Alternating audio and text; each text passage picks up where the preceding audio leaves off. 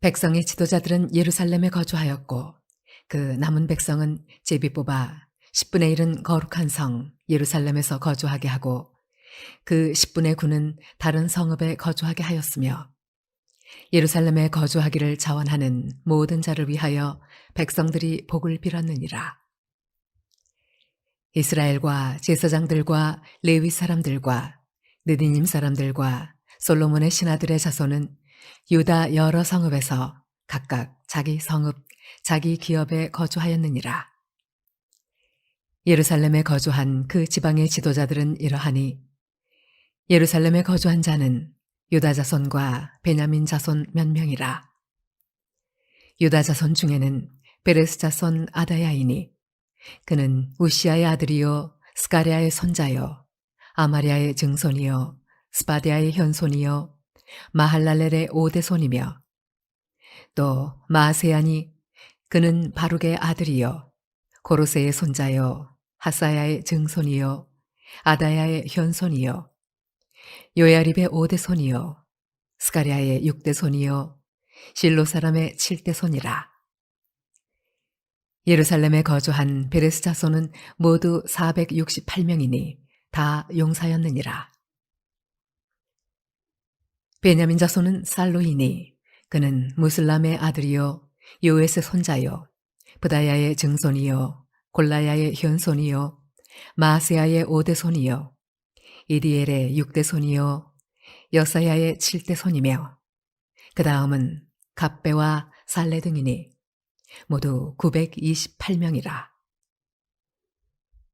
시그리의 아들 요엘이 그들의 감독이 되었고 하순와의 아들 유다는 버금이 되어 성읍을 다스렸느니라. 제사장 중에는 요야립의 아들 여다야와 야긴이며 또 하나님의 전을 맡은 자 스라야이니 그는 힐기야의 아들이요 무슬람의 손자요 사독의 증손이요 무라요스의 현손이요 아히두베의 오대손이며 또 전에서 일하는 그들의 형제니 모두 822명이요 또 아다야이니 그는 여로함의 아들이요 블라야의 손자요 암시의 증손이요 스가랴의 현손이요 바스훌의 오대손이요 말기야의 육대손이며 또 그 형제의 족장된 자이니 모두 242명이요 또 아마세이니 그는 아사렐의 아들이요 아으세의 손자요 무실레못의 증손이요 인멜의 현손이며 또 그들의 형제의 큰 용사들이니 모두 128명이라. 하고돌림의 아들 삽디엘이 그들의 감독이 되었느니라. 레위 사람 중에는 스마야이니 그는 하숲의 아들이요 아스리감의 손자요 하사베아의 증손이요 분니의 현손이며 또 레위 사람의 족장 삽부대와 요사바시니 그들은 하나님의 전 바깥일을 맡았고 또 아삽의 증손 삽디의 손자 미가의 아들 마따냐이니 그는 기도할 때에 감사하는 말씀을 인도하는 자가 되었고 형제 중에 박부기아가 버금이 되었으며 또 여두돈의 증손 갈랄의 손자 삼모아의 아들 압단이 거룩한 성의 레위 사람은 모두 284명이었느니라. 성 문지기는 악굽과 달몬과 그 형제인이 모두 172명이며 그 나머지 이스라엘 백성과 제사장과 레위 사람은 유다 모든 성읍에 흩어져 각각 자기 기업에 살았고 느디님 사람은 오벨에 거주하니 시하와 기스바가 그들의 책임자가 되었느니라. 노래하는 자들인 아삽 자손 중 미가의 현손 마따냐의 증손 하사베아의 손자 바니의 아들 우시는 예루살렘에 거주하는 레위 사람의 감독이 되어 하나님의 전 일을 맡아 다스렸으니 이는 왕의 명령대로 노래하는 자들에게 날마다 할 일을 정해 주었기 때문이며 유다의 아들 세라의 자손 곧 무세사벨의 아들 브다히아는 왕의 수하에서 백성의 일을 다스렸느니라. 마을과 들로 말하면 유다 자손의 일부는 기럇 아르바와 그 주변 동네들과 디본과 그 주변 동네들과 여갑스엘과 그 마을들에 거주하며 또 예수아와 몰라다와 벳벨렛과 하살수알과 브엘세바와 그 주변 동네들에 거주하며 또 시글락과 무거나와 그 주변 동네들에 거주하며 또 에느림몬과 소라와 야르무세 거주하며 또 사노아와 아둘람과 그 마을들과 라기스와 그 들판과 아세가와 그 주변 동네들에 살았으니 그들은 브엘스바에서부터 흰놈의 골짜기까지 장막을 쳤으며 또 베냐민 자손은 게바에서부터 믹마스와 아야와 베델과 그 주변 동네들에 거주하며 아나돗과 놉과 아나냐와 핫솔과 라마와 기타임과 하딧과 스보임과 느발랏과 로드와 오노와 장인들의 골짜기에 거주하였으며 유다에 있던 레위 사람의 일부는 베냐민과 합하였느니라. 할렐루야. 오늘 축복의 한 날입니다. 하나님께서 오늘도 우리에게 새날을 주셨는데 이 한 날이 여러분의 생애 최고의 날이 되시기를 주님의 이름으로 간절히 축원드립니다.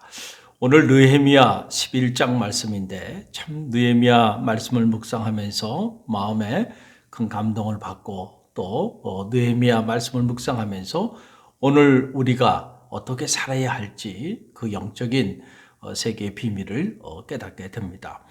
느헤미야 11장은 이제 예루살렘 성벽이 재건되고 난 다음에 이스라엘 백성들에게 이주 정책을 사용하게 되는데 느헤미야가 예루살렘 성에 거주할 사람과 그렇지 않은 사람을 선별하게 되는 그러한 내용들이 나오게 돼요. 사실 우리가 생각하기에 예루살렘 성벽이 재건되고 또 거룩한 성전이 있는 그곳 이스라엘 백성들이 다 그곳에 모여 살고 싶어 할 것 같지만은 현실은 그렇지 못했습니다. 왜 그러냐 하면은 예루살렘 그 성벽이 재건되었지만은 그럼에도 불구하고 다른 지역에 비해서 이 예루살렘은 심각하게 폐허가 되어 있는 그러한 곳이었기 때문에 거기서 생계를 이어가며 산다고 하는 것은 결코 쉬운 일이 아니었고 또 하나 오랫동안 무너져 있고 방치되어 있었던 예루살렘 성벽이 재건되니까 우리가 이미 느헤미야를 통해서 묵상했듯이 그 재건되어져 나간다는 소식만 듣고도 그 주변에 수많은 대적들이 들고 일어나서 그 예루살렘 성벽이 재건되지 못하도록 각종 방해 공작들을 펼치지 않았나요? 그러니 이제 예루살렘 성벽이 재건됐으니 그들이 호시탐탐 이 예루살렘 성벽을 무너뜨리기 위하여 공격하기 위해서 노리고 있지 않았겠어요? 그러니까 이 예루살렘은 황폐한 곳이었을 뿐만 아니고 당시로서는 대단히 위험한 곳이었다. 그렇기 때문에 그곳에 거주하는 일은 결코 쉬운 일이 아니었어요. 그래서 오늘 이 느헤미야 11장에는 그곳에 이주하게 되는 사람들 그리고 이주해서 살게 되는 사람들의 가문 그리고 그 사람들의 이름들이 쫙 기록되어 있는 그런 내용인데 그럼 어떤 사람들이 그곳에 이주하게 되었을까? 오늘 1절로 2절 말씀을 보게 되면 그 내용이 나옵니다. 우리 1절로 2절 말씀 함께 읽어봅니다. 백성의 지도자들은 예루살렘에 거주하였고 그 남은 백성은 제비 뽑아 10분의 1은 거룩한 성 예루살렘에서 거주하게 하고 그 10분의 9는 다른 성읍에 거주하게 하였으며 예루살렘에 거주하기를 자원하는 모든 자를 위하여 백성들이 복을 빌었느니라. 아멘. 참 저는 이 모습을 이렇게 보면서 큰 영적인 도전을 받고 그래 역시 되는 집안은 되는구나 라고 하는 생각들을 갖게 됩니다. 한 개인의 삶도 마찬가지고 한 공동체의 운명도 마찬가지고 한 국가의 운명도 마찬가지예요. 이런 모습이 있어야 한다라는 생각들을 갖게 됩니다. 먼저 누가 예루살렘에 거주하게 되나요? 오늘 말씀 보게 되니까 백성의 지도자들은 다 예루살렘에 거주하였다. 이런 기록이 나오고 있는 것을 보게 됩니다. 참으로 바람직한 일이라고 생각이 듭니다. 옛말에 윗물이 맑아야 아랫물이 맑다라고 하는 말이 있잖아요. 윗 사람들이 솔선수범해서 잘해야, 그리고 밑에 함께 따라하는 사람들이 그것을 보고 함께 하게 되는 것이죠. 여러분, 국가의 지도자들이 자신들은 솔선수범하지 않으면서 자신들은 온갖 못된 일들을 자신들이 누리는 권력을 가지고 마음껏 자행하면서 백성들에게는 선하게 살아라, 법대로 살아라 라고 말한다고 한다면 어느 백성이 기쁜 마음으로 그 법을 따라 살아가겠나요? 여러분, 그런 일은 일어나지 않는다라고 하는 거예요. 그래서 한 나라도 그 나라의 기강이 서고 그 나라가 건강해지려고 한다면 지도자들이 청렴해야 되고 지도자들이 먼저 솔선수범해야 되는 거예요. 그래서 높은 지위에 오르고자 하는 자들은 남보다 몇십 배 더 여러 가지 면에서 자기를 다스릴 줄 알고 자기를 절제할 줄 알아야 한다라고 하는 사실이죠. 높은 권력만을 구가하고 그리고 자기를 다스리지 못하는 사람들이 지도자가 됐을 때 그 나라는 참 어려운 삶의 자리 가운데 던져지게 된다라고 하는 사실입니다. 감사하게도 오늘 느헤미야와 그에 함께했던 지도자들, 우리가 이미 느헤미야 10장에서 묵상했던 것처럼 그 84명의 봉헌식을 하면서 그들이 결단하며 나갔던 그 사람들, 적어도 그 사람들은 다 예루살렘 성에 거하게 되었다라고 하는 그런 사실인 것이죠. 또 하나, 그러면 남아있는 사람들은 어떻게 했을까? 오늘 성경을 보게 되니까 제비를 뽑았다는 거예요. 그래서 제비를 뽑아서 10분의 1은 예루살렘 성에 거주하게 하고 나머지 10분의 9는 다른 지역 지방에 거주하게 하였다라고 하는 그런 얘기입니다. 여러분, 구약 성경에 보게 되면 이 제비 뽑기에 관한 내용들이 나오죠.